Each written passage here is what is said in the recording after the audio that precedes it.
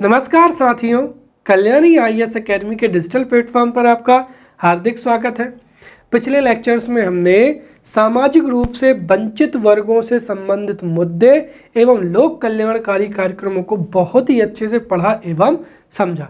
इसके साथ ही इस लेक्चर में हम जो सामाजिक रूप से वंचित वर्ग हैं, जिनमें श्रमिक वर्ग एवं LGBT समुदाय तथा विकास परियोजनाओं से विस्थापित वर्गों से संबंधित मुद्दे एवं लोक कल्याण कार्यक्रमों को बहुत ही अच्छे से पढ़ेंगे एवं समझेंगे। तो शुरू करते हैं।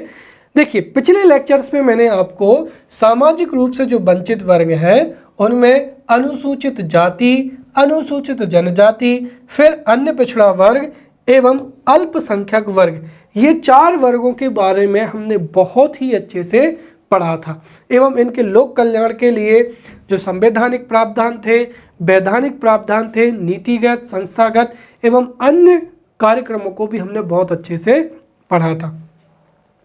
अब हम यहाँ पर श्रमिक वर्ग से शुरू करते हैं।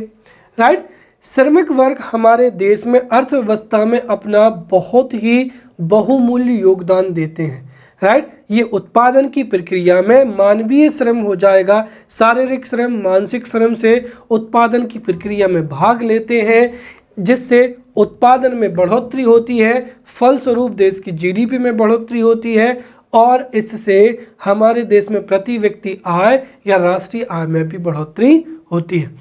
परंतु ये जो श्रमिक वर्ग हैं, ये जिन स्थितियों में कार्य करते हैं, जिन कंपनियों में, कारखानों में, कार्यालयों में कार्य करते हैं, कई बार तो वहाँ पर मानवोचित दशाएं भी नहीं होती हैं। राइट, अंधेरे में घुटन रहते हुए ये लगातार कार्य करते रहते हैं, जिसके परिणाम स्वरूप इनको कई बार गंभीर बीमारियां होती हैं। राइट, मानसिक रूप से, शारीरिक रूप से ये अस्वस्थ भी हो जाते हैं। इसके साथ ही इनको कई बार जो है इनका श्रम के रूप में इनका जो वेतन है वो भी काट लिया जाता है और कई समस्याएं होती हैं जिनको हम अच्छे से समझेंगे। राइट, हमारे देश में 85% जो श्रमिक वर्ग है, राइट, वो असंगठित क्षेत्र में है। देखिए, अगर श्रमिक वर्ग जो है संगठित क्षेत्र में होता है तो संगठित क्षेत्र में श्रमिकों को कई फायदे मिलते हैं। संगठित क्षेत्र में होने की वजह से एक तो उनको वेतन निश्चित तिथि पर और निश्चित रूप से प्राप्त हो जाता है। दूसरी चीज, उनको कई योजनाएं भी प्राप्त होती हैं। जैसे उदाहरण के लिए उनको PF प्रोविडेंट फंड का प्रावधान होता है, ताकि भविष्य में जब वो रिटायर होंगे तो उनके पास में एक अच्छा खासा अमाउंट होगा कि जब वे स्थिति में जब वो काम नहीं कर पाएंगे उनके पास में आर्थिक सहायता होगी। इसके साथ ही हो सकता है उनको पेंशन भी मिले। राइट, इसके साथ ही उनको कई अन्य फैसिलिटीज भी मिलती हैं।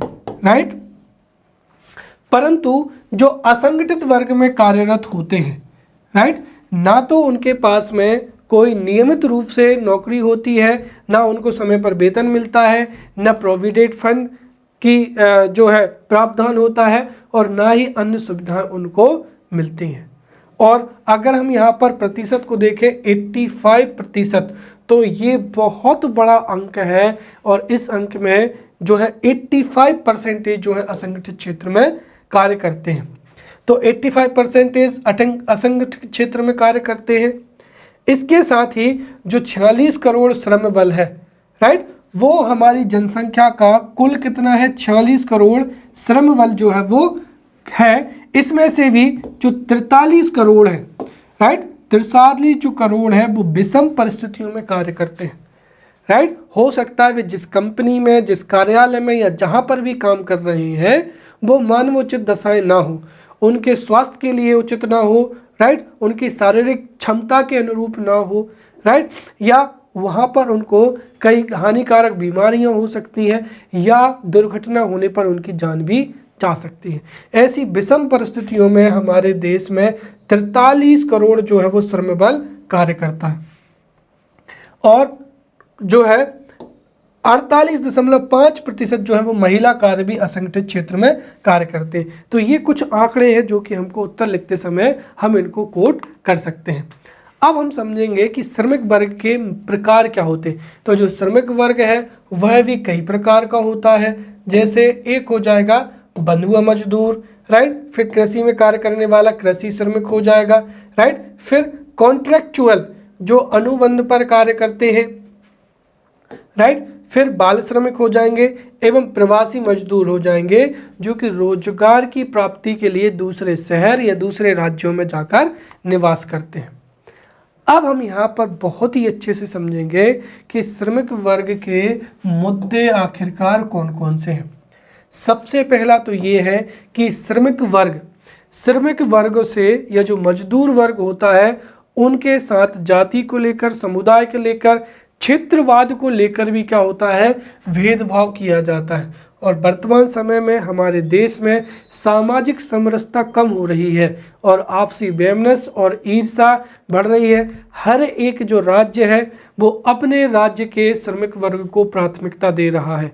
इसकी वजह से भी जो कंपनियां हैं, हम कह सकते हैं कि कंपनियों में इससे और बढ़ावा मिलेगा। तो जाति के आधार पर, समुदाय के आधार पर और क्षेत्र के आधार पर भी उनके साथ भेदभाव होता है। फिर खराब कार्य की दशाएं होती हैं, प्रॉपर तरीके से वेंटिलेशन नहीं होता है, पेयजल की व्यवस्था नहीं होती है, खाने के लिए भी जो है स्थान नहीं होता है, राइट। इसके साथ ही जो श्रमिक होते हैं वो फैक्ट्रियों के आसपास ही रहते हैं। इस वजह से उनके जो बच्चे हैं वह भी कई बार बाल श्रम के रूप में कार्य करते हैं। चौथी चीज ये है कि अकुशल श्रम को जो है अकुशल श्रम का पाया जाना, और इस वजह से उनके पास में कोई प्रशिक्षण नहीं होता है जिसकी वजह से भी कार्य करने में कठिनाई जाती है, राइट। फिर श्रमिक वर्ग की तकनीकी अकुशलता हो जाएगी। अधिकांश श्रमिक वर्ग अशिक्षित होता है जिसको ट्रेनिंग भी नहीं मिलती है, जिसकी वजह से टेक्निकल जो है वो स्किल नहीं पाई जाती है। फिर उनको बाजार का भी ज्ञान नहीं होता है। फिर उनको न्यूनतम आय दी जाती है, कम से कम रुपयों पर कार्य किया जाता है। कई औद्योगिक दुर्घटनाएं होती जिसमें बड़ी संख्या में मजदूर शारीरिक रूप से चोटिल हो जाते हैं, अपंग हो जाते हैं, उनकी जान भी चली जाती है।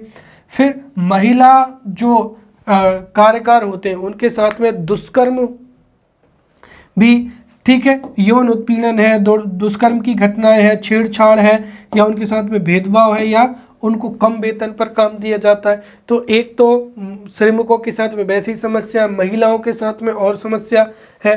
फिर जो कार्यस्थल है वह भी बिखरे एवं दूर होते हैं, जहाँ से वो रहते हैं उसके आसपास हो तो उनको आने जाने में सहूलियत हो, लेकिन जो कार्यस्थल है वो बहुत ही दूर होते हैं। इसके साथ ही बंधुआ मजदूरी,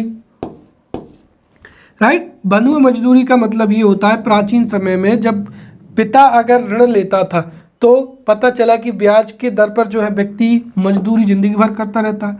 फिर जो मजदूरों के ट्रेड यूनियन होते हैं जो कि वेतन को लेकर, अच्छे स्थितियों को लेकर हड़ताल करते हैं, वो ट्रेड यूनियन भी कई बार उनकी नहीं सुनते। फिर मौसमी बेरोजगारी भी पाया जाना, ठीक है। फिर सुरक्षा तंत्र की भी कमी पाई जाती है। तो ये श्रमिक वर्ग के मुद्दे थे। अब श्रमिक वर्ग से संबंधित जो जितनी भी लोक कल्याणी कार्यक्रम है हम उनको संवैधानिक प्रावधानों में वैधानिक, संस्थागत एवं योजनागत के अंतर्गत पढ़ेंगे। सबसे पहला हो जाएगा संवैधानिक प्रावधान, जिसमें से कुछ प्रावधानों को तो आप बहुत ही अच्छे से पढ़ चुके हैं। जो श्रमिक वर्ग है उनके बच्चों के लिए अनुच्छेद 21(1) में निःशुल्क एवं अनिवार्य शिक्षा का प्रावधान है। अनुच्छेद 21 में मानवीय प्रतिष्ठा के साथ जीने का अधिकार है, अर्थात उनके लिए मानवीय दशाएं होनी चाहिए। अनुच्छेद 14 विधि के समक्ष समता, विधि का समान संरक्षण। अनुच्छेद 23 में क्या कहा गया है कि मानव दुर्व्यापार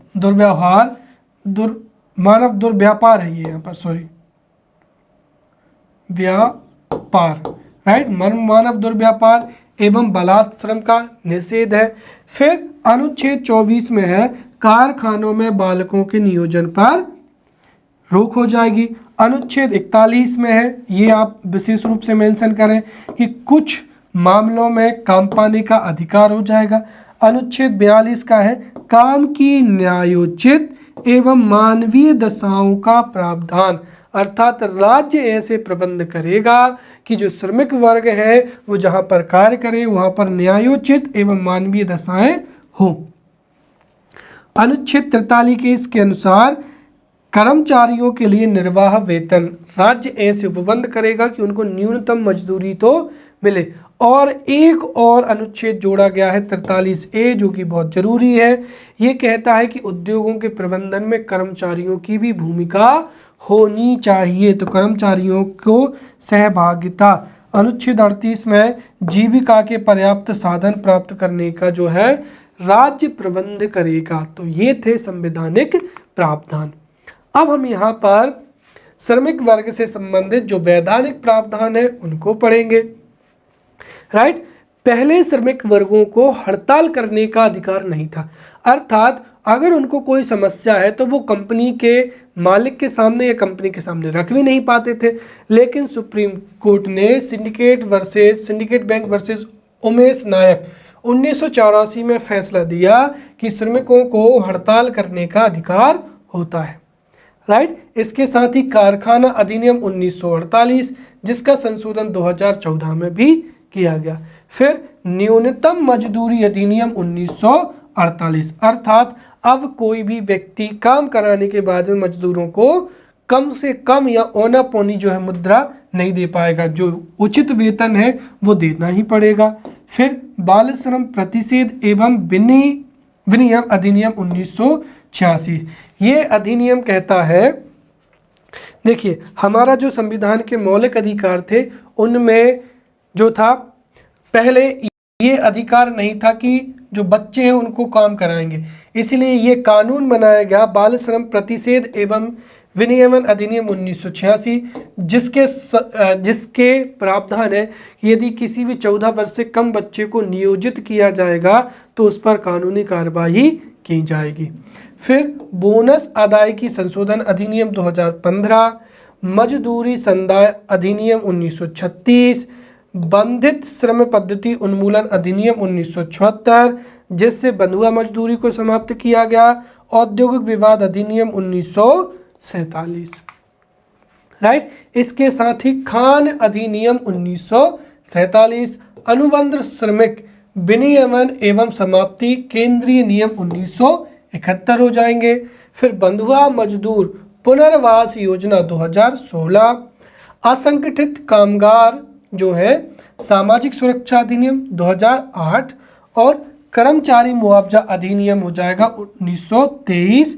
फिर कर्मचारी राज्य बीमा अधिनियम, बीमा योजना है 1947, जिसका 2010 में संशोधन किया गया। फिर बाल श्रम निषेध नियमन संशोधन अधिनियम 2017। राइट, अब हम समझेंगे कि इनकी लोक कल्याण के लिए कौन कौन सी संस्थाओं की स्थापना हुई है, जिसमें सबसे पहली हो जाएगा राष्ट्रीय कौशल विकास निगम। राइट, जो वित्त मंत्रालय के अधीन कार्य करता है, और राष्ट्रीय कौशल विकास निगम श्रमिक वर्ग को शिक्षित करेगा, प्रशिक्षण देगा और उनके कौशल में वृद्धि करेगा ताकि उनको अधिक से अधिक रोजगार के अवसर प्राप्त हो सके। दूसरा हो जाएगा केंद्रीय कामगार शिक्षा बोर्ड, जिसकी स्थापना 1958 में नागपुर में की गई थी। फिर राष्ट्रीय सुरक्षा परिषद 1966, और ये बहुत ही अच्छा है।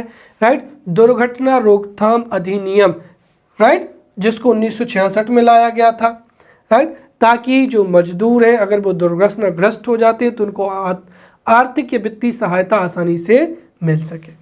फिर असंगठित क्षेत्र में उद्यम हेतु राष्ट्रीय आयोग, और ये जो राष्ट्रीय आयोग है इनकी समय समय पर स्थापना होती रही है। जैसे 1966 में प्रथम राष्ट्रीय आयोग गठित हुआ था, फिर द्वितीय राष्ट्रीय आयोग 2002 में गठित हुआ था, और इसकी प्रमुख सिफारिशें ये हैं।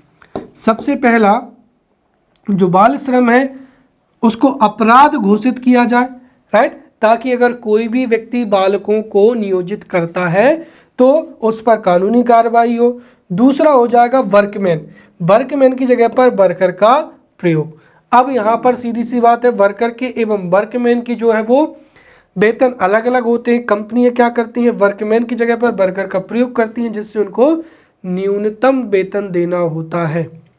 फिर अनुबंध श्रमिक को नियमित दर पर जो है वो वेतन देना चाहिए। राइट, और 1 माह का जो है वेतन बोनस के रूप में उनको समय अनुरूप मिलना चाहिए।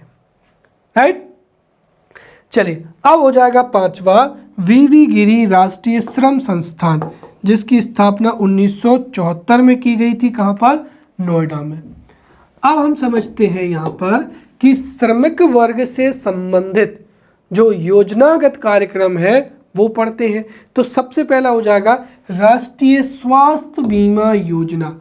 अब देखिए, ये जो बीमा योजना है ये 2008-9 में लाई गई थी, जिससे असंगठित एवं गरीबी क्षेत्र में जो भी श्रमिक कार्य कर रहे हैं उनके लिए स्वास्थ्य बीमा योजना उपलब्ध हो, ताकि काम के दौरान अगर वो गंभीर रूप से बीमार हो जाते हैं तो उनके लिए बीमा राशि सहायता के रूप में उपलब्ध हो। दूसरा है राजीव गांधी श्रमिक कल्याण योजना, जो कि कब लाई गई थी? 2005 में। और इसके तहत जो कर्मचारी राज्य बीमा निगम के अंतर्गत कर्मचारी एवं उनके परिवारों को सामाजिक सुरक्षा ये प्रदान करता है। फिर तीसरा हो जाएगा दीनदयाल सत्यमेव जयते कार्यक्रम। और दीनदयाल सत्यमेव जयते कार्यक्रम कब लाया गया था? 2014 में। और इसको केंद्रीय श्रम एवं रोजगार मंत्रालय के द्वारा क्रियान्वित किया गया था। इसके तहत जो है श्रम सुविधा पोर्टल, फिर सार्वजनिक खाता संख्या योजना, प्रशिक्षु प्रोत्साहन, आकस्मिक निरीक्षण, नई राष्ट्रीय स्वास्थ्य बीमा जो योजना है, इतने इसमें सम्मिलित किए गए। राइट, ताकि श्रम सुविधा पोर्टल से वो आसानी से जो है जानकारी प्राप्त कर सकें। सार्वजनिक खाता जो संख्या है उसकी वजह से अब उनका जो पीएफ कटता है, पहले क्या होता था कि वो एक कंपनी को छोड़कर स्विच करके जब दूसरी कंपनी में जाते थे तो उनका पीएफ उनको आसानी से नहीं मिलता था। लेकिन अब जो सार्वजनिक खाता संख्या योजना है, इसके माध्यम से जैसे ही वो कंपनी को छोड़ेंगे तो उनको जो खाता संख्या है उससे उनका पीएफ दूसरी कंपनी में भी चलने लगेगा। फिर कंपनियों में जो अधिकारी हैं वो आकस्मिक निरीक्षण करेंगे, देखेंगे कि कर्मचारी किस अवस्था में कार्य कर रहे हैं इत्यादि, और इनके लिए 20 सूत्री कार्यक्रम भी चलाया गया था। तो ये थे योजनागत कार्यक्रम। अब हमारा जो सामाजिक रूप से वंचित वर्ग है वो है अंतिम, क्या हो जाएगा? LGBT। राइट, अब यहाँ पर जो LGBT है, दरअसल ये अंग्रेजी के 4 अक्षरों LGBT का क्या है? शॉर्ट फॉर्म है। राइट, और इसका मतलब क्या होता है पहले वो समझते हैं। देखिए, LGBT समुदाय के लोग वे लोग होते हैं जो किसी भी उम्र या किसी भी लिंग से संबंधित होते हैं। इनके जन्म के समय जो लिंग होता है और जो वर्तमान जो लिंग होता है वो लैंगिक जो व्यवहार है वह मैच नहीं करता है।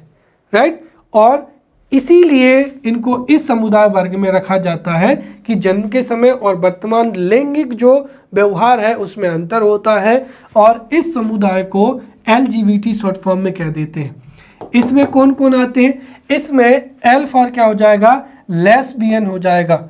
राइट, जब कोई महिला किसी महिला के प्रति आकर्षित होती है तो लेस्बियन। फिर समलैंगिक में दूसरा हो जाएगा G मतलब गे हो जाएगा, जब पुरुष किसी पुरुष के प्रति लैंगिक रूप से आकर्षित हो। राइट, फिर तीसरा हो जाएगा बाइसेक्सुअल हो जाएगा। राइट, और चौथा क्या हो जाएगा? ट्रांसजेंडर हो जाएगा। राइट, और इनको ही क्या कहते हैं? LGBT कहते हैं। और ये जो समुदाय है ये बरसों से जो है ये एक तरीके से देखा जाए तो ये एक प्राकृतिक कारणों की वजह से इनके जो हार्मोनल चेंजेस होते हैं या प्राकृतिक रूप से इनमें ये जो है पाई जाते हैं।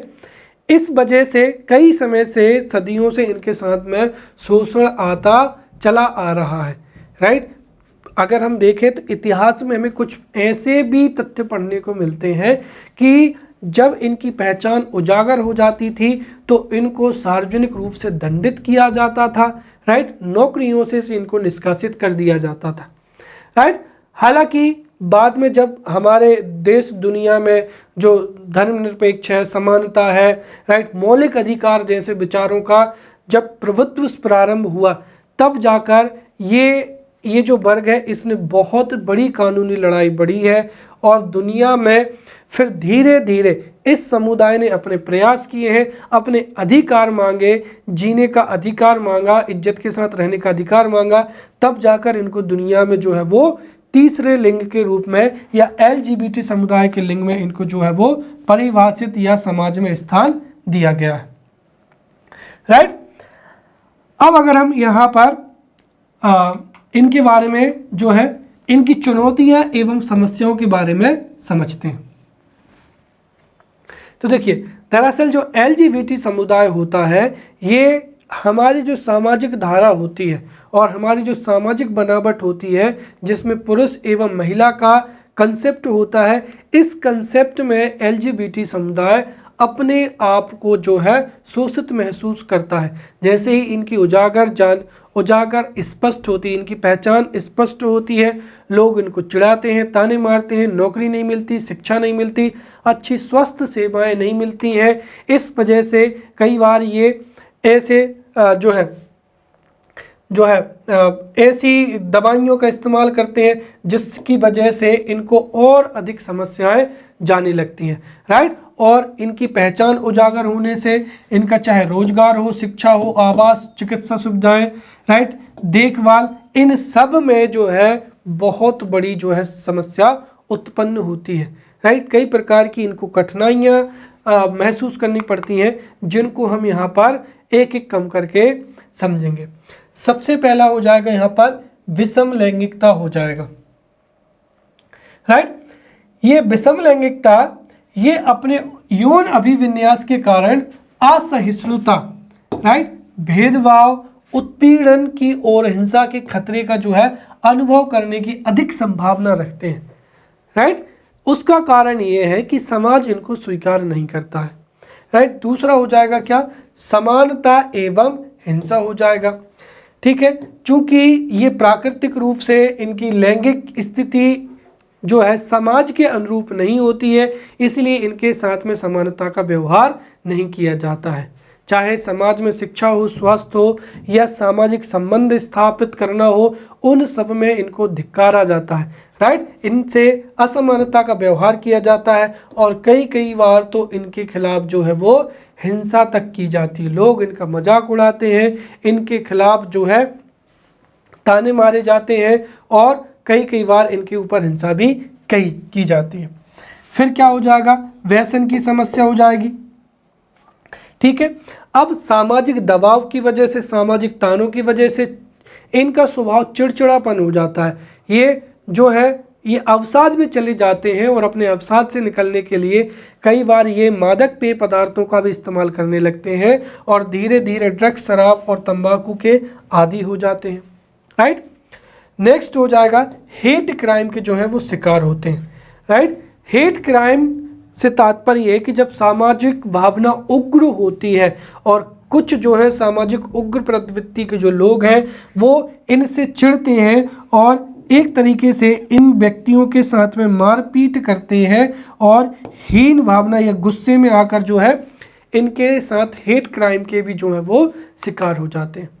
फिर अपने अधिकारों से वंचित, तो अगर हम देखें तो राष्ट्रीय स्तर पर तो छोड़ो, जब परिवार में इनकी सच्चाई उजागर होती है तो सबसे पहले परिवार से ही इनको निष्कासित कर दिया जाता है, समाज से निष्कासित कर दिया जाता है और हमारे देश में अब जाकर इनको जो है वो अधिकार दिए गए हैं। अर्थात पारिवारिक स्तर पर, सामाजिक स्तर पर और पारिवारिक सामाजिक स्तर पर इनको अपने अधिकार नहीं मिलते हैं। राइट। जैसे आवास का अधिकार है या फिर जो संपत्ति का अधिकार है वो इनको बहिष्कृत कर दिया जाता है।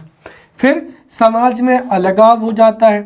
राइट। जैसे LGBT की पहचान उजागर होती है, लोग अपने सामाजिक संबंधों को, रिश्ते नातों को तोड़ देते हैं। राइट। उसके साथ ही परिवार में ही संघर्ष हो जाता है। जो LGBT के बच्चे होते हैं और माता पिता के बीच में जो है पहले से ही संवाद की कमी होती है और जब पता चलता है इनकी सच्चाई के बारे में तो परिवार में ही जो है इनको घर में जगह दी जाए या इनको बाहर कर दिया जाए, समाज से निष्कासित कर दिया जाए, इत्यादि इत्यादि जो है वो कई जो है वो संघर्ष चलता रहता है। ठीक है। फिर वैसे क्या होता है, नस्लीय भेदभाव होता है। जो समलैंगिक हैं, उभयलिंगी हैं, राइट, LDVG, राइट, ये गरीबी और नस्लवाद का जो है सामना भी करते हैं और इनके साथ में भेदभाव भी जो है वो बढ़ता चला जा रहा है। फिर अगर हम देखें तो सामाजिक समस्याएं भी हो जाएंगी। अब सामाजिक जितनी भी समस्याएं अगर हम देखें तो जो है रोजगार न देना, शिक्षा की व्यवस्था न होना, स्वास्थ्य की सेवा न होना, इनके साथ में अत्याचार करना, दुर्व्यवहार करना इत्यादि सभी प्रकार की जो है वो सामाजिक समस्याएं इनके साथ में होती है। फिर बेरोजगारी के अवसर जो है, बेरोजगारी क्या होती है, अधिक होती है। इन लोगों के पास में रोजगार के अवसर पहले से ही कम होते हैं और कई बार तो इनको इनकी इस प्रकृति के कारण भी इनको जो है नौकरी से निष्कासित कर दिया जाता है, राइट। इसके साथ ही इनके जो जितने भी अधिकार हैं वो अधिकारों का भी जो है वो उल्लंघन कर दिया जाता है।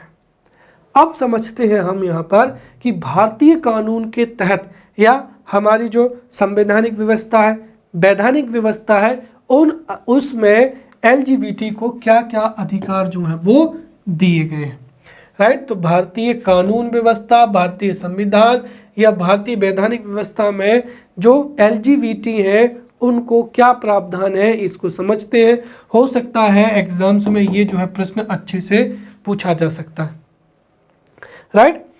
अब अगर हम देखें तो दरअसल जब हमारे देश का संविधान बना था तब ये जो वर्ग था ये हमारे देश में अस्तित्व में ही नहीं था और तो और काफ़ी लंबे समय तक जब इन समुदायों ने या इस वर्ग ने अपने अधिकारों की मांग की तब भी सरकारों ने इनको अधिकार नहीं दिए। बाद में जाकर अंतर्राष्ट्रीय स्तर पर कुछ देशों ने इनको तीसरे जेंडर का दर्जा दिया, तो कुछ देशों ने जो है समलैंगिक विवाह को भी मान्यता दी। तो धीरे धीरे वैश्विक स्तर पर जो है इनके बारे में संवेदना उत्पन्न हुई और धीरे धीरे हर एक देश ने अपने स्तर पर इन लोगों को स्वीकारना शुरू किया और इन लोगों को यथास्थिति जो है वो अधिकार भी दिए गए। अगर भारत की बात करते तो भारत में भी इन लोगों को पहले अधिकार नहीं थे, लेकिन एक जो है जस्टिस KS राधाकृष्णन और AK जो राष्ट्रीय कानूनी सेवा प्राधिकरण, राइट, तो जस्टिस KS राधाकृष्णन और AK राष्ट्रीय कानूनी सेवा प्राधिकरण बनाम भारत संघ में ये एक ऐतिहासिक फैसला सुनाया था। सुप्रीम कोर्ट ने ऐतिहासिक फैसला सुनाते हुए इनको तीसरे लिंग के रूप में मान्यता दी, अर्थात हमारे देश में भी किसी भी संवैधानिक रूप में या वैधानिक व्यवस्था में इनको दर्जा नहीं था, लेकिन सुप्रीम कोर्ट के फैसले के बाद में इनको तीसरे लिंग का जो है वो दर्जा दिया गया है, राइट। और अगर ये तीसरे लिंग के रूप में दर्जा मिल गया है तो अब चूंकि ये भारत के नागरिक हैं तो चाहे अनुच्छेद 14 हो, अनुच्छेद 21 हो, समानता का अधिकार हो, जीवन की स्वतंत्रता का अधिकार हो, ये सब अधिकार इनको दिए जाएंगे, राइट। इसके साथ ही अगर हम देखते हैं तो अपना गरिमा के साथ जीवन जीने का अधिकार, जिसको हम क्या कहते हैं, अनुच्छेद 21, ये भी अब इसी दायरे में आ जाता है। साथ ही इनको 14, 15, राइट, खासकर 14 में समानता का अधिकार है, 15वां में स्पष्ट रूप से उल्लेखित है कि राज्य किसी भी व्यक्ति के साथ में धर्म, जाति, लिंग के आधार पर भेदभाव नहीं करेगा, राइट। और इस वजह से जैसे ही सुप्रीम कोर्ट ने इनको तीसरे लिंग का दर्जा दिया है, अर्थात अब जितने भी मौलिक अधिकार हैं वो इनको प्राप्त हो जाएंगे। इसके साथ ही सुप्रीम कोर्ट ने इनके लिए चुनाव card, passport, driving licence, ration card जैसे दस्तावेजों में तीसरी श्रेणी को भी शामिल करने का भी आदेश दिया है। और अब तो चाहे वो ये जातियाँ हो, मतलब ये क्षेत्र हो या शिक्षा हो, हर एक में जो तीसरा जेंडर है वो क्या होगा, उल्लेखित होगा। इसके साथ ही एक और बहुत महत्वपूर्ण है यहाँ पर कि पहले क्या होता था, जो अमानवीय संबंध होते थे, अमानवीय प्राकृतिक जो संबंध होते थे उनको भी आपराधिक प्रवृत्ति का माना जाता था। अगर कोई व्यक्ति आपराधिक शारीरिक संबंध स्थापित करता है तो उसके ऊपर कानूनन जो है कार्रवाई की जाती थी, सजा दी जाती थी। इसे भी जो है सरकार ने अर्थात धारा 377 को डीक्रिमिनलाइज कर दिया है या इसको भी अवैध घोषित कर दिया है। राइट, तो हो सकता है भविष्य में समलैंगिक विवाह को भी जो है मान्यता मिल सकती है। इसके साथ ही अगर हम देखें तो सबसे महत्वपूर्ण ये हमारा अधिनियम है। तो इस समुदाय ने जो है सुप्रीम कोर्ट ने LGBT समुदाय को थर्ड जेंडर का जो है वो दर्जा दे दिया है और सरकार ने भी इसको स्वीकार कर लिया है। इसके साथ ही धारा 377 भी अब डिक्रिमिनलाइज हो गई है। इसके साथ ही सरकार ने भी एक ऐतिहासिक जो है अधिनियम पारित किया है। तो ट्रांसजेंडर व्यक्तियों के लिए अधिकार अधिनियम ये जो है 2019 में जो है पारित हो चुका है और 2020 में सरकार ने इसके लिए नियम भी बना दिए। तो संसद ने अधिनियम तो 2019 में ही बना दिया था और जो ट्रांसजेंडर व्यक्तियों के लिए अधिकार अधिनियम 2019 है, इसके नियम सरकार ने 2020 में जो है जारी कर दिए। राइट, और इन नियमों में हम ये कहें कि जो ट्रांसजेंडर व्यक्तियों के लिए अधिकार अधिनियम 2019 है उसके अनुसार जो नियम है या इस अधिनियम के अनुसार अब जो है कि अब जितने भी LGBT समुदाय हैं उनको तीसरे लिंग का क्या दिया जाएगा, दर्जा दिया जाएगा। इसके साथ ही यहाँ पर एक ट्रांसजेंडर को भी परिभाषित किया गया है और इसके अनुसार राइट ऐसा नागरिक जो कि आंशिक रूप से महिला या आंशिक रूप से पुरुष या पुरुष व महिला राइट या फिर ना तो पुरुष और ना ही महिला इनका संयोजन हो, उस व्यक्ति को इसका जो है वो दर्जा दिया जाएगा। राइट, और इसमें फिर कौन आ जाएंगे, ट्रांसमैन हो जाएगा, जैसे गे, ट्रांस वुमेन हो जाएगा, राइट, इंटरसेक्स हो जाएगी, ये व्यक्ति भी इसमें सम्मिलित किए जाएंगे। इसमें यह भी प्रावधान किया गया है कि इनके सामाजिक उत्थान के लिए, हालांकि अभी जैसे अगर हम कहें कि अल्पसंख्यक जैसे समुदाय ST को रिजर्वेशन है, SC को रिजर्वेशन है, OBC को रिजर्वेशन है, विकलांग जो वर्ग है उनको भी रिजर्वेशन है। इस वर्ग की ये भी मान्यता है कि इन्हें भी शैक्षणिक संस्थानों में एवं शासकीय नियोजन में आरक्षण दिया जाए। तो हालांकि अभी सरकार ने इनके लोक उत्थान के लिए उतना जो है प्रयास नहीं किया है, परंतु ये है कि इस समुदाय को अब तीसरे लिंग के रूप में जो है मान्यता मिल गई है और भारत के प्रत्येक नागरिक को जो भी अधिकार है वो अब इनको भी जो है वो प्राप्त हो जाएंगे। और तीसरी चीज, ये अब अपने लिंग को भी सर्वसम्मति से जो है सार्वजनिक कर सकते हैं और अपनी इच्छा का जो है जीवन जी सकते हैं। इसके साथ ही सरकार भविष्य में जो भी इनके लिए उत्थान कार्य करेगी उसके लिए इनको एक पहचान पत्र जो है वो बनवाना होगा। राइट, और वो पहचान पत्र में भी ये विशेषता रखी गई है कि जो चिकित्सक डॉक्टर हैं अधिकारियों के द्वारा जो है वो ट्रांसजेंडर की कमेटी की सिफारिश पर आधार प्रदान किया जाएगा। हालांकि कुछ लोग इसका भी आलोचना कर रहे हैं कि जब इनको अधिकार है और स्वेच्छा से ये अपना लिंग घोषित कर सकते हैं तो फिर इसमें डॉक्टरों की चिकित्सकीय जो है इसकी आवश्यकता क्यों है। राइट, हालांकि इसका दूसरा पक्ष भी है, भविष्य में कभी इन दस्तावेजों का दुरुपयोग ना हो इसके लिए एक हद तक ये सही भी है।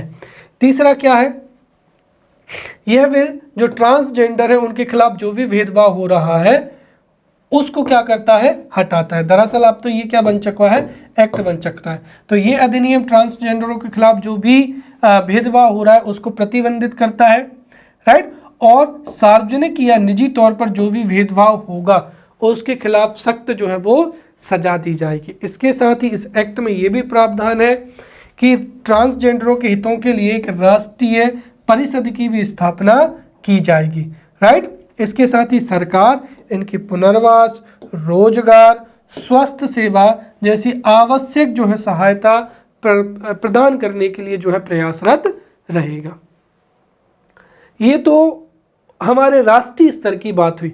अगर राज्य स्तर की बात करें तो हमारे देश में भी विभिन्न राज्यों ने जो है वो ट्रांसजेंडरों के लिए कई कदम उठाए हैं। जैसे ओडिशा ने ट्रांसजेंडरों के लिए BPL श्रेणी के तहत वर्गीकृत किया है, अर्थात इनके पास में BPL कार्ड होगा और ये गवर्नमेंट की BPL की जो जितनी भी सेवाएं हैं उनको जो है वो ले पाएंगे। केरल ने एक जो है ट्रांसजेंडर नीति लागू की है। इसके साथ ही तमिलनाडु ने पेंशन प्रदान करने के लिए ही 2008 में अरवानी कल्याण बोर्ड का गठन किया था। तो ये राज्य स्तरों पर हो जाएंगे।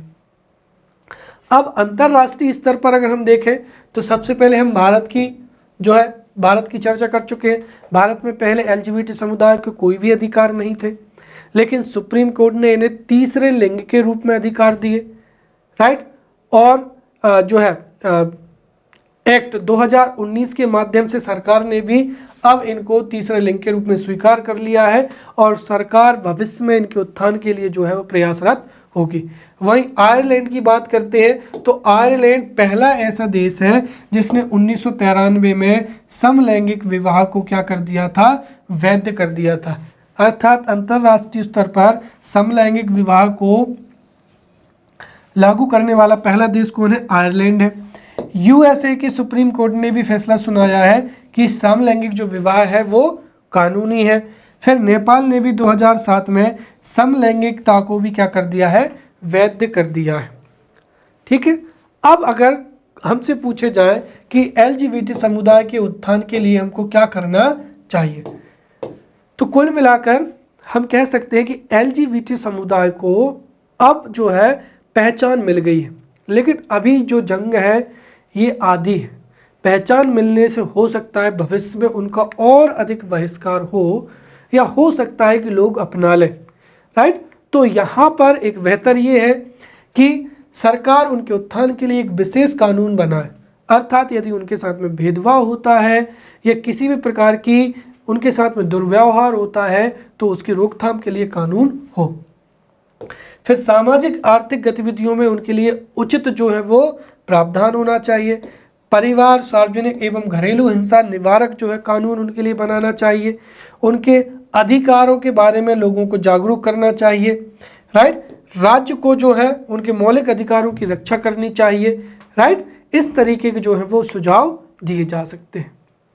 अब हमारा सबसे अंतिम टॉपिक बचा है, वो है विकास परियोजनाओं से विस्थापित वर्गों, विकास परियोजनाओं से संबंधित विस्थापित वर्गों से संबंधित मुद्दे एवं लोक कल्याणकारी क्या हो जाएंगे, कार्यक्रम हो जाएंगे, राइट। अब सबसे पहले तो हम ये समझते हैं कि विस्थापित वर्ग क्या है। देखिए, जैसे जैसे देश में आर्थिक विकास होता है और आर्थिक विकास के साथ साथ हम जो है संसाधनों में भी क्या करते हैं, बढ़ोतरी करते हैं, राइट। तो हमारे देश में बढ़ती जनसंख्या की पूर्ति के लिए हम जो प्राकृतिक संसाधन है उनका दोहन करते हैं और इस वजह से कई बार हमको बांध है, राइट, सड़कें हैं, बांध हो जाएगा, सड़कें हो जाएंगी, नहरें हो जाएंगी, हॉस्पिटल हो जाएंगे, स्कूल हो जाएंगे, उनके लिए निर्माण करना पड़ता है। और जाहिर सी बात है इनके निर्माण के लिए भूमि की आवश्यकता होगी या वन क्षेत्रों को काटने की आवश्यकता होगी, राइट।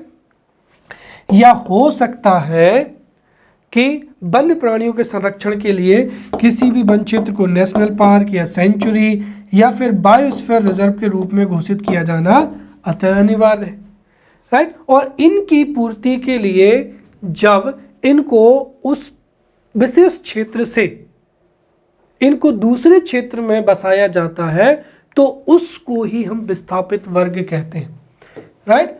और एक तरीके से देखा जाए तो जैसे जैसे हमारा देश आर्थिक विकास करता है, प्राकृतिक संसाधनों में बढ़ोतरी होती है, राइट, नई सड़कें बनती हैं, हॉस्पिटल बनते हैं, डैम बनते हैं, राइट, ब्रिज बनते हैं, तो उससे देश का आर्थिक विकास होता है, सब लोग खुश होते हैं। परंतु जिन लोगों की जो पैतृक जमीन है ये जहाँ पर इनके भूमि के अधिकार थे उनके लिए ये विपरीत दिशा में कार्य करता है, राइट। और इस तरीके से अगर हम देखें तो जो विस्थापित जो वर्ग है उसके भी कई प्रकार होते हैं, ठीक है।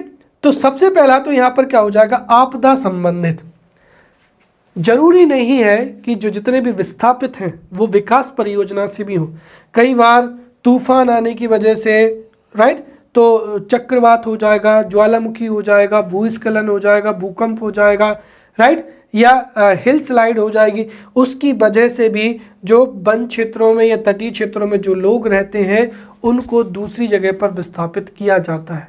राइट, दूसरा जो वर्ग है वो संघर्ष क्या हो जाएगा, संबंधित हो जाता है। ठीक है, सरकार से, गवर्नमेंट से जो संघर्षरत होता है। और तीसरा होता है विकास परियोजनाओं से विस्थापित। तो हमारे सिलेबस में यहाँ पर विकास परियोजनाओं से संबंधित जो है विस्थापित है, इनके बारे में हम बहुत अच्छे से पढ़ेंगे। तो समझते हैं यहाँ पर विकास परियोजनाओं से संबंधित विस्थापित या विकास परियोजनाओं द्वारा विस्थापित। तो इनको विस्थापन का कारण क्या है? हमारे देश में विकास के लिए, आर्थिक विकास के लिए, अवसंरचना के विकास के लिए बांध बनाए जाते हैं, उद्योगों की स्थापना की जाती है, खनन कार्य किए जाते हैं, सड़क, राजमार्ग, ठीक है, और सार्वजनिक कंपनियों की स्थापना की जाती है। या फिर हम ये कहें कि पर्यावरण संरक्षण के लिए अभ्यारण्य, राष्ट्रीय उद्यान घोषित किए जाते हैं, जिसकी वजह से इनको विस्थापित करना पड़ता है या वहाँ के जो स्थानीय लोग हैं उनको इन क्षेत्रों से हटाना पड़ता है, जिस वजह से जो विस्थापित है उनको विकास परियोजनाओं द्वारा विस्थापित कहा जा सकता है। जैसे उदाहरण के तौर पर हमारे देश में छोटा नागपुर पठार बिहार, झारखंड, पश्चिम बंगाल, उड़ीसा, मध्य प्रदेश आदि में विकास परियोजनाओं से विस्थापित है। और ये मोस्ट आईएमपी है, अगर एग्जाम्स में पूछा जाता है तो कोट करने के लिए हमारे पास में ये डिटेल होनी चाहिए। जैसे चीन में याक्सी बांध जब निर्मित हुआ था तो उससे 14 लाख लोग क्या हुए थे, विस्थापित हुए थे। वहीं अगर हम भारत की बात करते हैं तो भारत में जब सरदार सरोवर बांध निर्मित हुआ था तो उससे लगभग 40,000 जो है लोग विस्थापित हुए थे। और इन विस्थापितों को जब किसी दूसरी जगह में विस्थापित किया गया तो उन्हें वहाँ पर उचित जो है वो सुविधाएं प्राप्त नहीं हुई। इस वजह से हमारे देश में, हमारे प्रदेश में जो है नर्मदा बचाओ आंदोलन चल पड़ा। राइट, वैसे ही तो सरदार सरोवर बांध है या जो इंदिरा गांधी बांध है, राइट, इंदिरा गांधी बांध खंडवा हो जाएगा। इसमें भी जब इंदिरा गांधी बांध है, सरदार सरोवर बांध है, इनकी वजह से जब आसपास के गांव डूब में आए तो नर्मदा बचाओ आंदोलन जो है मध्य प्रदेश में प्रारंभ हुआ। या फिर अगर हम हाल का ही उदाहरण लें तो चूंकि जो है गिर अभ्यारण्य से 2 एशियाई शेर, जो एशियाई शेर हैं वो भारत में केवल और केवल गिर नेशनल पार्क गुजरात के में ही एंडेमिक है। और हो सकता है भविष्य में उनकी जो है संकट हो सकता है उनके जीवन पर, इसीलिए उनको जो है दूसरे जगह पर बसाने का प्रावधान किया गया था। अब इसके लिए जो पालपुर कूनो है, पालपुर कूनो अभ्यारण्य में वो प्राकृतिक दशाएं हैं जहां पर इन शेरों को बसाया जा सकता है, एशियाटिक शेरों को। लेकिन समस्या ये थी कि गिर नेशनल पार्क का ये कहना था कि जो पालपुर कूनो अभ्यारण्य है उसका उतना बड़ा क्षेत्रफल नहीं है, इसलिए सरकार ने क्षेत्रफल को बढ़ाया और इस वजह से जो पालपुर कूनो अभ्यारण्य था उसके आसपास के जो गांव थे लगभग 24 गांवों को विस्थापित किया गया है। अब हम यहाँ पर जो विकास परियोजनाओं द्वारा विस्थापित हैं उनके मुद्दे, उनकी समस्याएं एवं उनकी चुनौतियों को बहुत अच्छे से समझेंगे।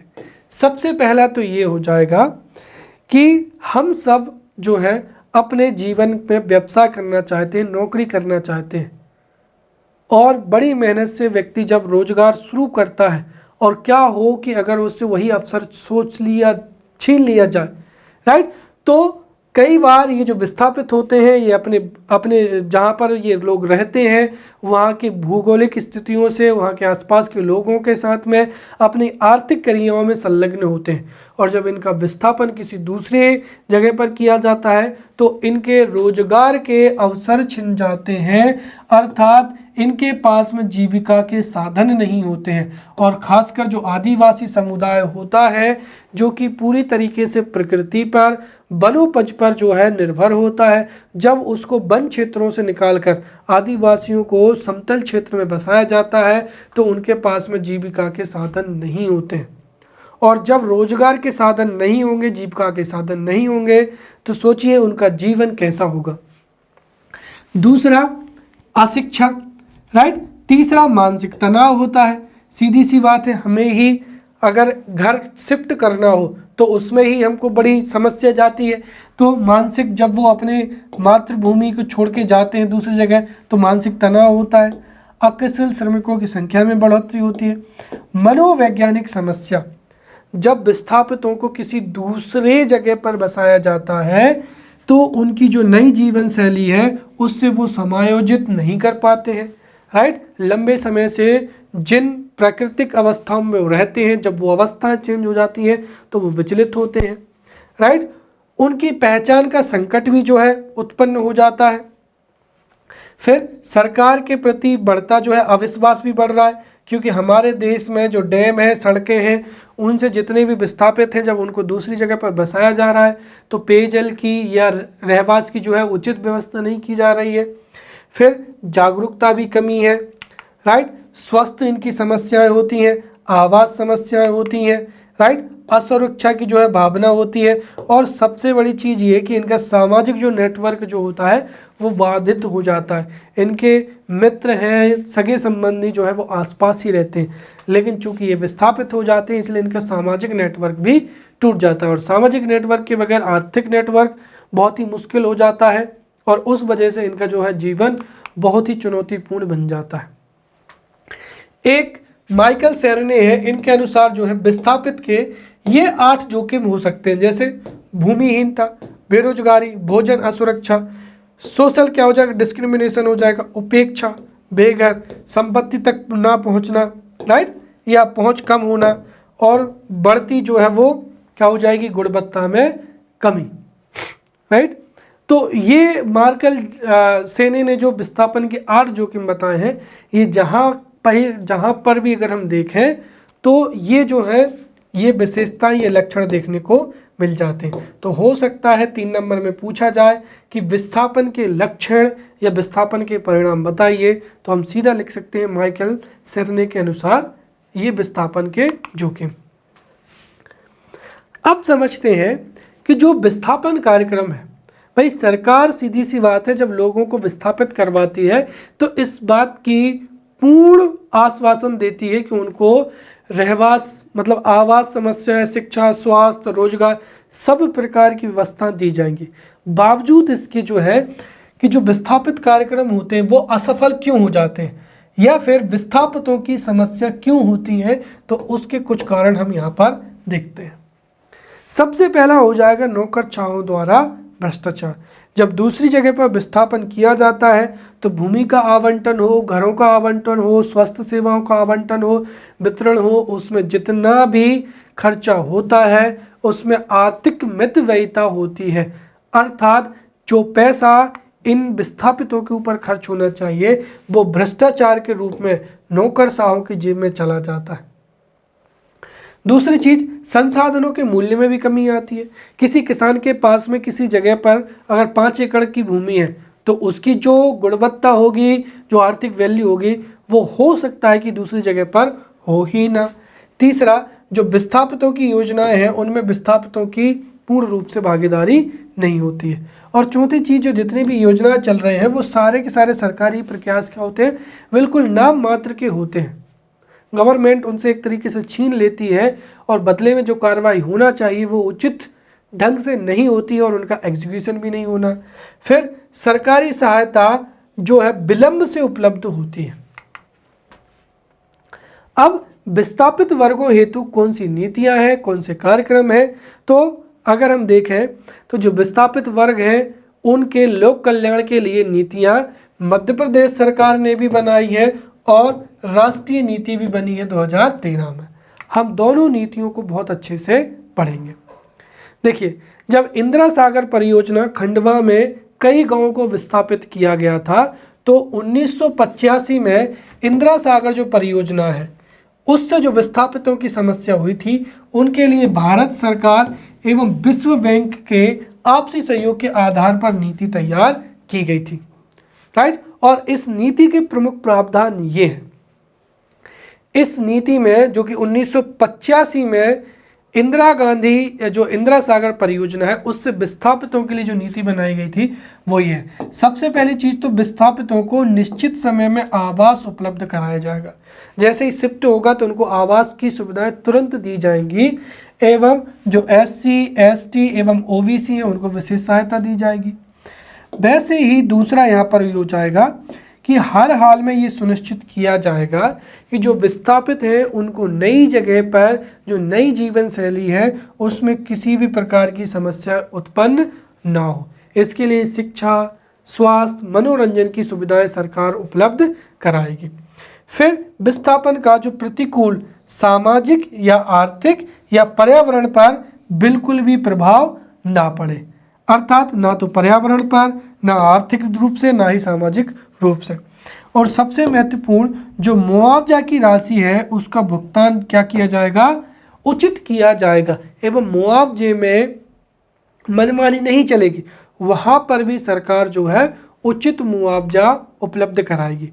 इसके साथ ही जो नई साइट होगी जहाँ पर विस्थापितों को बसाया जाएगा वहाँ पर सभी बुनियादी संरचना जैसे 12मासी सड़कें, स्कूल, हॉस्पिटल, बिजली इत्यादि इत्यादि, एवं जो मध्यस्थ होते हैं, बिचौलिए होते हैं, एवं जो मुनाफाखोर होते हैं उनको लाभ ना हो ऐसा क्रियान्वयन करना। फिर जो पुनर्वास है वो भेदभाव रहित होना, किसी भी धर्म, जाति, लिंग, राइट, इससे भेदभाव से रहित हो। फिर जो अनुदान सहायता है, स्वयं मंजूरी एवं रोजगार के अवसर उनको उपलब्ध कराना, और मौजूदा सामाजिक संरचना को बनाए रखने पर विशेष रूप से ध्यान देना ताकि उनको मानसिक तनाव भी ना हो। तो ये थी मध्य प्रदेश सरकार के द्वारा विस्थापितों के लिए बनाई गई नीति। अगर प्रश्न पूछा जाएगा तो 11 नंबर में हमको ये पॉइंट जो है लिख देंगे तो बहुत ही अच्छे नंबर मिलेंगे। अगला हो जाएगा यहाँ पर पुनर्वास एवं पुनर्स्थापन पर राष्ट्रीय नीति 2013। तो इस नीति के प्रावधान भी लगभग मध्य प्रदेश की नीति के समान ही है। सबसे पहला क्या है कि पुनर्वास क्षेत्रों में सभी आवश्यक बुनियादी सुविधाएं, राइट, बिजली, मकान, सड़क, राइट, शिक्षा, हॉस्पिटल इत्यादि। दूसरा, इनकी समस्याओं के निवारण के लिए एक लोकपाल की व्यवस्था की जाएगी, सभी को आवास सुविधा उपलब्ध कराई जाएगी, और ग्राम सेवाओं से जो है विस्थापन से पहले ग्राम सेवाओं से परामर्श भी अनिवार्य रूप से लिया जाएगा। फिर जब विस्थापन किया जाएगा तो विस्थापन पूर्व भी जो है सिद्धांत निर्धारित कर लिया जाएगा कि जो विस्थापन हो रहे हैं उनको इस अनुपात में वहाँ पर ज़मीन आवंटित की जाएगी, इस अनुपात में जो है वहाँ पर सुविधाएं दी जाएंगी। इसका निर्धारण पहले ही हो जाना चाहिए ताकि जो विस्थापित हैं वो पूर्ण तरीके से मानसिक रूप से तैयार हो जाए एवं आश्वस्त हो जाए। जहाँ तक संभव हो भूमि के बदले मुआवजे में भूमि को ही उपलब्ध कराना। अगर किसी की कृषि जमीन अगर जो है वो कृषि जमीन विस्थापन में चली गई है तो संभव हो तो उसको कृषि जमीन ही उसको वापस दिलाना। फिर जो निराश्रित हैं, विकलांग हैं, अनाथ हैं, विधवा हैं, उनको मासिक पेंशन देना, राइट। और जो परियोजनाओं को लागू करने वाली जो कंपनी है, राइट, उसका भी उनको विकल्प करना ताकि वो भी एक तरीके से जैसे कहीं पर डैम बन रहा है, सड़क बन रही है तो उसकी कुछ जो शेयर हैं या स्वामित्व में उन लोगों को शेयर दे देना, राइट, ताकि एक तरीके से उनके पास में भी एक आर्थिक सिक्योरिटी रहे। फिर भूमि अधिग्रहण जो अधिनियम है, देखिए हमारे देश में भूमि के अधिग्रहण के लिए जो नियम लाया गया है उसमें जो जितनी राशि दी जाती है ना उससे अधिक जो राशि है वो इन परियोजनाओं, विकास परियोजनाओं से विस्थापित हैं उनको दी जाएगी। कहने का मतलब भूमि अधिग्रहण में जितना पैसा दिया जाता है उससे अधिक पैसा विकास परियोजनाओं से जो विस्थापित हुए हैं उनको दिया जाएगा। तो ये हमने यहाँ पर विकास परियोजनाओं से विस्थापित वर्गों से संबंधित मुद्दे एवं लोक कल्याणकारी योजनाएं भी पढ़ ली है। इसी के साथ ही हमने यूनिट 3 को भी बहुत ही अच्छे से कॉम्प्रिहेंसिव वे में बहुत अच्छे से पढ़ लिया है। मैंने पूरा प्रयास किया है कि इसमें जो 2020-21 का डाटा भी आ जाए, तो आप अच्छे से पढ़ते रहें, चीज़ों को रिवाइज करते रहें और आने वाले जो पेपर्स हैं उनमें आप अच्छा परफॉर्म करें। तो अगले लेक्चर में मिलते हैं, तब तक के लिए धन्यवाद।